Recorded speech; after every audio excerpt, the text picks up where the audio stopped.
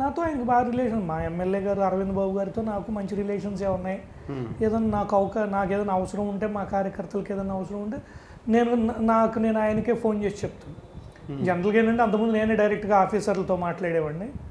ఇట్లాంటి కాంట్రవర్సీలు వస్తాయని చెప్పేసి నేను ఆఫీసర్లతో డైరెక్ట్గా మాట్లాడకుండా ఎమ్మెల్యే గారి ద్వారానే ఆ పనులన్నీ కూడా చేయాలి. కానీ ఇప్పుడు అక్కడక్కడ మాట్లాడుతున్నారని తెలుస్తుంది. మీరు కూడా నేను అట్లాంటిది నేను అరవింద్ బాబు గారితో, అలాగనే ఎంపీ శ్రీకృష్ణదేవరాయలు గారితో నా రిలేషన్స్ అన్నీ కూడా చాలా బ్రహ్మాండంగా ఉన్నాయి. నేను సాటిస్ఫైడ్. ఇప్పుడు వచ్చి 3 నెలలు కాకముందే ఎమ్మెల్యే నేను చెప్పిన పనులన్నీ చేయట్లేదని అనుకోవటం కూడా తప్పది. ఎందుకంటే ఆయనకి ఆబ్లిగేషన్స్ ఉంటాయి. ఆయనకి చాలామంది సహకరించి చేసినప్పుడు వాళ్ళ ఆబ్లిగేషన్స్ని కూడా కన్సిడరేషన్లో తీసుకోవాల్సిన బాధ్యత ఆయనకు ఉంటుంది. ఒక్క రామువే కాదు కదా.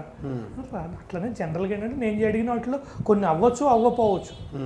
ఇప్పుడు కార్యకర్తలు వచ్చి అడిగిన వాటిలో సపోజ్ ఒక డీలర్షిప్ ఏదో మార్చాలి.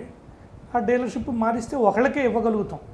అక్కడ 10 మంది ఆశావహులు ఉంటారు. ఆ 10 మందిలో 9 మంది రాలేదని నిరాశపడి ఏదో కామెంట్ చేయడం కరెక్ట్ కాదు. అలాంటి వాతావరణం ఉందంటారు అయితే 100%.